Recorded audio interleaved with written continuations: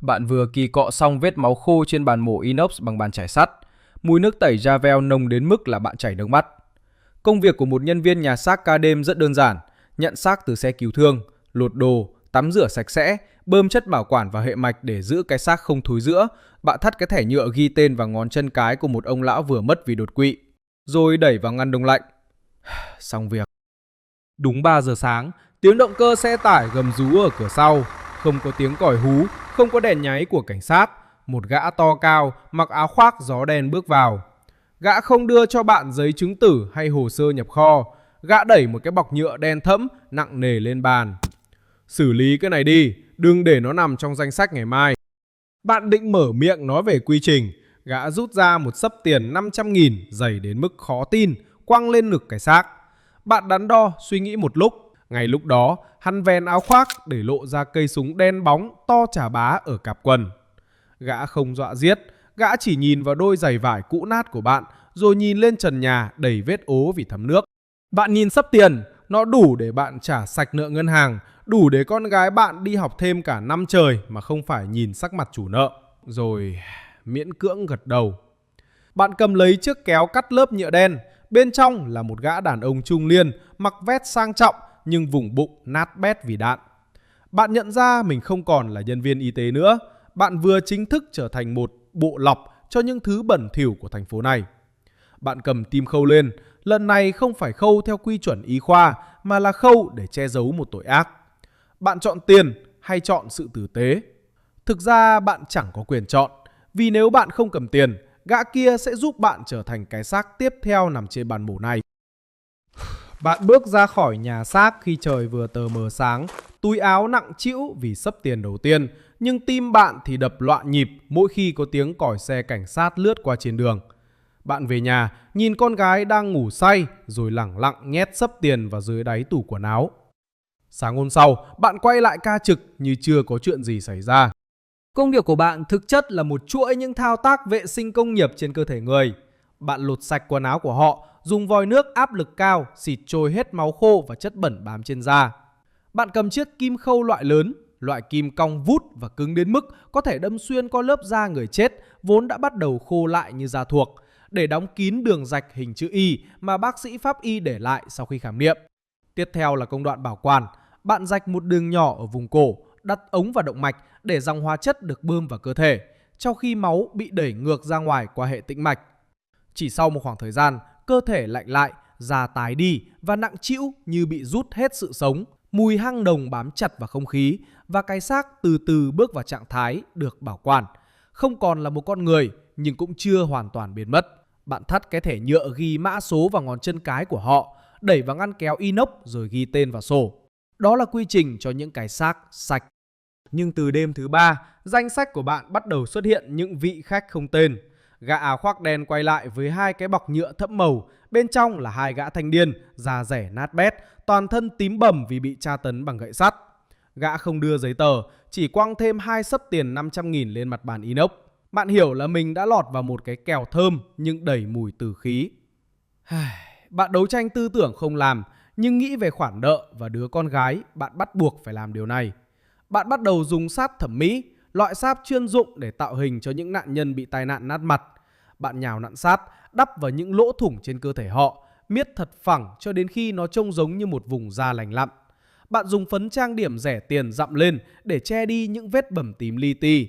Bạn khâu những đường chỉ cực khéo, giấu chúng vào bên trong các nếp gấp da, để nếu có ai nhìn vào, họ cũng chỉ nghĩ đây là một ca đột tử vì suy tim. Rủi ro lớn nhất không phải là cảnh sát mà là sổ sách quản lý của nhà xác. Mỗi ngăn kéo đều có mã số. Để không bị toang khi sếp kiểm tra đột xuất, bạn bắt đầu học cách ghost hồ sơ. Bạn lấy mã số của một người vừa được hỏa táng sáng nay và dùng nó cho cái xác không tên trên bàn. Nhưng bạn không phải người duy nhất nhắm mắt làm ngơ. Một vài người trong hệ thống hiểu chuyện, họ được bôi trơn đúng lúc, khiến những sai lệch nhỏ trong sổ sách trở nên chấp nhận được. Bạn không đơn độc nhưng cũng không bao giờ biết ai thực sự đứng về phía mình. Số tiền trong tủ của bạn giờ đã lên tới hơn 300 triệu. Bạn trả sạch nợ, mua cho con gái bộ máy tính mới. Bạn cảm thấy cuộc đời mình đang bừng sáng trở lại.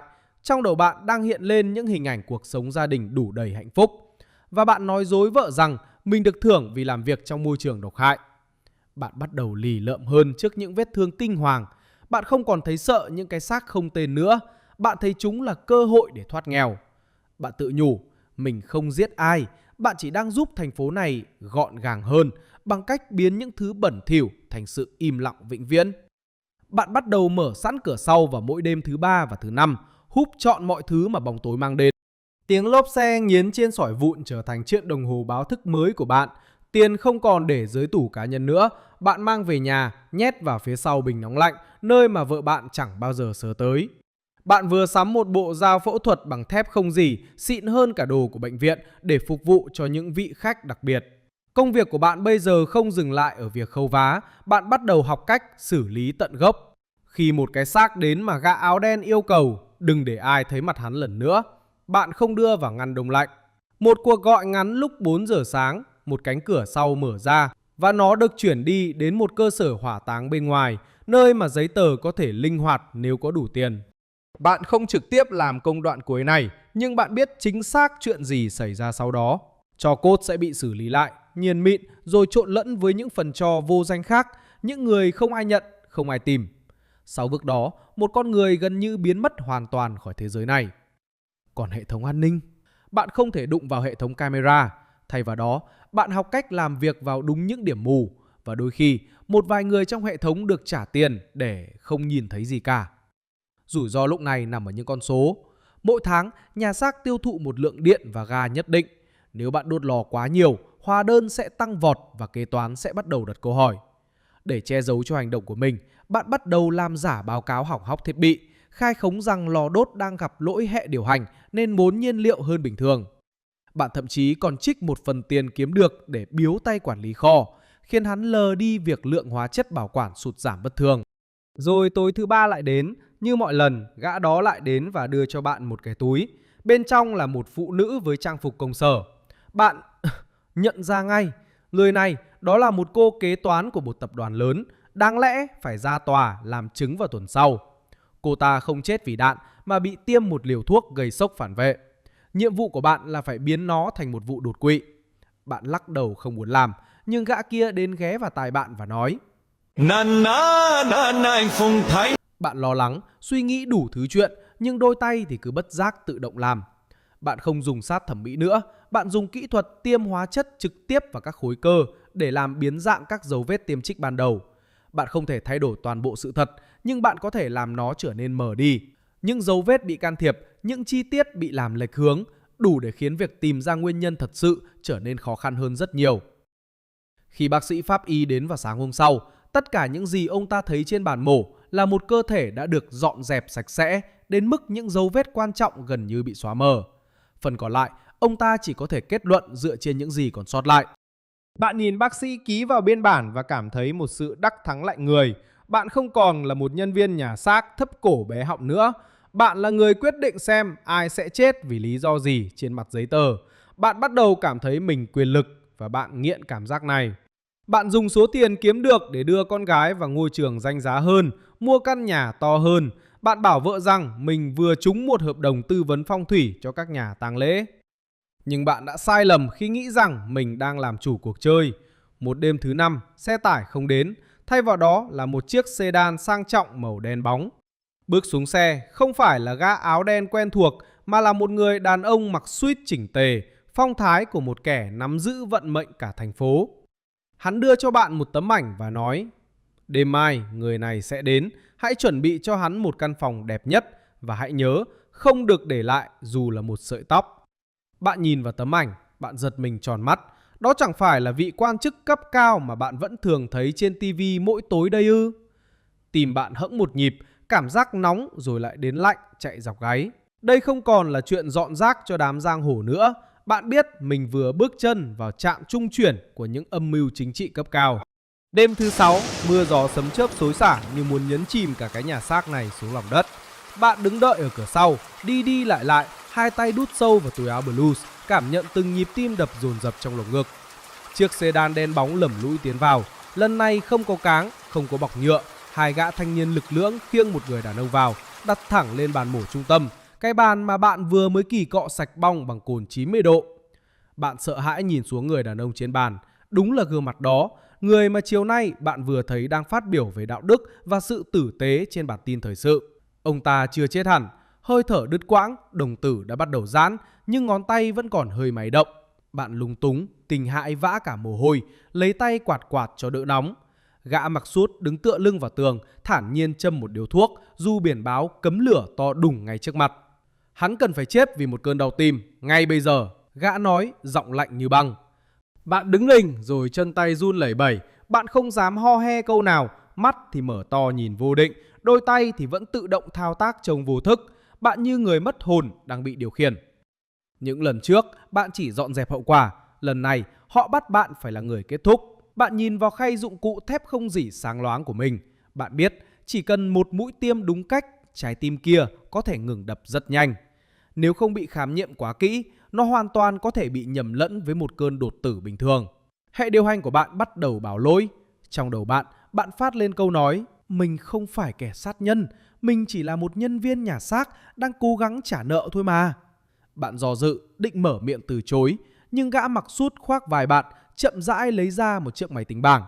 Trên màn hình là hình ảnh con gái bạn đang bước vào cổng trường quốc tế, nụ cười rạng rỡ với bộ đồng phục mới mà bạn vừa dùng tiền ngầm để mua. Gã lướt sang ảnh tiếp theo, xấp tiền dây cộp nằm phía sau bình nóng lạnh ở nhà bạn. Gã nói khẽ: con bé học giỏi đấy, đừng để nó phải đổi trường vì bố nó đột ngột biến mất. Người bạn bỗng mềm nhũn ra, tinh thần trùn xuống. Ngay bây giờ, bạn chỉ muốn nằm ôm đầu, co quắp thu mình lại. Bạn hiểu rằng mình không còn đường lui. Bạn nghiến răng, mắt hơi rừng rừng. Bạn cầm ống tiêm lên, tay run run, nhìn người đàn ông đang thoi thóp. Ông ta mắt đang trợn ngược, nhưng ngón tay thì đang đưa lên phía bạn như cầu cứu. Bạn nhắm mắt, quay ngoắt đi và đâm phập mũi tiêm vào người ông ta. Bạn thực hiện thao tác nhanh gọn, chuyên nghiệp đến mức chính bạn cũng phải dùng mình. 10 phút sau, vị quan chức tia trở thành một cái xác đúng nghĩa, sẵn sàng cho một bản báo cáo pháp y sạch sẽ mà bạn sẽ tự tay soạn thảo. Xong việc, gã mặc sút không đưa thêm tiền, hắn chỉ vứt cho bạn một chiếc chìa khóa mới và một tệp hồ sơ. Từ mai, bạn không cần làm ca đêm ở đây nữa. Bạn có một phòng thí nghiệm riêng ở ngoại ô. Công việc vẫn vậy, nhưng đối tượng sẽ cao cấp hơn. Bạn đứng như trời trồng, chả ú ới được câu nào. Bạn bị giữ lại, không phải với tư cách một nhân viên mà là một tài sản của chúng. Bạn nhận ra mình đã bước vào một cái lồng kính, nơi bạn có đầy đủ thiết bị hiện đại, có tiền bạc, có sự an toàn cho gia đình, nhưng bạn mãi mãi không bao giờ được bước ra ngoài ánh sáng nữa. Bạn biết quá nhiều bí mật để có thể trở lại là một người bình thường. Bạn nhìn vào gương trong phòng vệ sinh, gương mặt bạn vẫn thế, nhưng đôi mắt thì đã chết từ lâu. Nhìn vào đôi tay dính máu, bạn từng nghĩ mình chỉ làm việc với những người chết để kiếm sống, nhưng giờ bạn đã hiểu. Chính bạn mới là người đang bị chôn sống trong cái danh vọng và quyền lực bẩn thỉu này. Mỗi ngày trôi qua, bạn lại khâu thêm một mũi kim vào linh hồn chính mình, cho đến khi không còn cảm giác gì nữa. Một buổi sáng sớm, khi bạn đang chuẩn bị bàn giao ca trực và nhét nốt vài tờ hóa đơn giả vào sổ sách, tiếng còi hú không phải của xe cứu thương mà là của một đoàn xe cảnh sát đặc nhiệm dội thẳng vào sân nhà xác. Cửa bị đẩy bật, những bước chân dồn dập, dứt khoát, không ai nói gì nhiều. Bạn đứng khựng lại, trong đầu bạn không kịp nghĩ đến việc chạy. Bạn biết, đến lúc rồi. Bạn và những người liên quan bị áp giải ra khỏi nhà xác với chiếc còng số 8 lạnh ngắt bóp chặt vào cổ tay. Cảm giác này khác hẳn với việc cầm kim khâu hay dao phẫu thuật, nó là sự bất lực hoàn toàn. Những chuyên gia pháp y thực thụ, những người mà bạn từng tự phụ rằng mình đã ao chỉnh họ, thì họ đang bắt đầu lùng sục từng ngóc ngách nơi làm việc của bạn. Họ không tìm thấy xác chết, nhưng họ tìm thấy những dấu vết ADN li ti còn sót lại trong khe thoát nước mà bạn đã sơ ý không cọ rửa kỹ. Họ tìm thấy sự chênh lệch bất thường trong hóa đơn ga đốt lò hỏa táng. Và kinh khủng nhất, họ tìm thấy tệp hồ sơ giả mà bạn dùng để ghost những cái xác vô danh. Toàn bộ hệ điều hành mà bạn dày công xây dựng để che giấu tội ác đã bị giải mã chỉ trong thời gian ngắn. Trong phòng thẩm vấn, dưới ánh đèn LED trắng bệch và nóng gắt, bạn không còn là quản kho nhà xác nữa. Bạn chỉ là một gã đàn ông trung niên với đôi bàn tay run rẩy đối diện với những điều tra viên lì lợm. Người đối diện bạn không cần ép cung, ông ta chỉ đẩy từng tập tài liệu về phía bạn. Chỗ này, ông ta gõ nhẹ, lệch số, lật sang trang khác. Chỗ này, trùng mẫu. Một khoảng im lặng kéo dài. Anh muốn tự nói hay để chúng tôi ghép lại? Bạn im lặng, Nhưng lần này, sự im lặng không còn bảo vệ được bạn nữa. Nó chỉ khiến mọi thứ rõ ràng hơn. Này ra tòa, bạn đứng trong vành móng ngựa, xung quanh là hàng chục ống kính phóng viên. Bạn nhìn xuống hàng ghế khán giả, vợ và con gái bạn đang khóc ngất. Số tiền sau bình nóng lạnh đã bị tịch thu không thiếu một xu. Môi trường quốc tế, bộ máy tính mới, tất cả chỉ là những bong bóng xà phòng tan biến trong nháy mắt. Bạn nhìn quanh để tìm gương mặt của gã mặc sút hay những kẻ quyền lực đã từng thuê mình. Tuyệt nhiên không thấy ai. Chúng đã kịp xóa sạch mọi liên lạc, biến bạn thành kẻ chủ mưu duy nhất trong một đường dây mua bán giấy chứng tử và phi tang xác chết. Bạn nhận ra mình đã quá ngây thơ khi nghĩ rằng mình là đồng đội của chúng. Trong mắt những kẻ đó, bạn chỉ là một món dụng cụ dùng một lần, như đôi găng tay cao su bạn vẫn hay vứt vào thùng rác sau mỗi ca trực. Bản án chung thân được tuyên. Tiếng búa của thẩm phán vang cái bốp, kết thúc cuộc đời tự do của bạn. Bạn bị đưa đến một nhà giam chật hẹp, 4 bức tường bê tông xám xịt và lạnh lẽo, y hệt như những ngăn đông lạnh trong nhà xác. Đêm đầu tiên trong buồng giam, bạn nằm nhìn lên trần nhà, lắng nghe tiếng bước chân của quạt đục trên hành lang. Bạn nhận ra một sự mỉa mai cay đắng. Bạn đã dành nửa đời mình để nhốt người chết vào những cái hộp sắt, và giờ đây, chính xã hội đã nhốt bạn vào một cái hộp lớn hơn để chờ đợi cái chết của chính mình. Bạn không còn phải khâu vá cho ai nữa, vì linh hồn bạn đã nát bét đến mức không một mũi kim nào có thể cứu vãn nổi. Bạn thấy đấy, dù bạn có làm bất kỳ công việc gì, khi bạn chấp nhận làm những việc khuất tất cho kẻ khác, bạn không bao giờ là đồng đội của họ. Bạn chỉ là một món công cụ dùng một lần. Bạn biết quá nhiều bí mật không khiến bạn trở nên quan trọng, nó chỉ khiến bạn trở thành một rủi ro cần được xóa sổ. Trong cuộc chơi này, kẻ chiến thắng thực sự không phải là kẻ có nhiều tiền nhất, mà là kẻ có thể nhìn vào gương mỗi sáng mà không thấy một người lạ đang nhìn lại mình. Đây là cái kết cho hành trình của kẻ dám đùa giỡn với ranh giới của sự sống và cái chết. Bạn thấy hành trình này như thế nào? Liệu tiền bạc có đáng để đổi lấy một bản án chung thân trong sự đơn độc? Đừng quên like và đăng ký kênh để không bỏ lỡ những góc khuất trần trụi và những sự đánh đổi đắt giá tiếp theo nhé. Chào tạm biệt.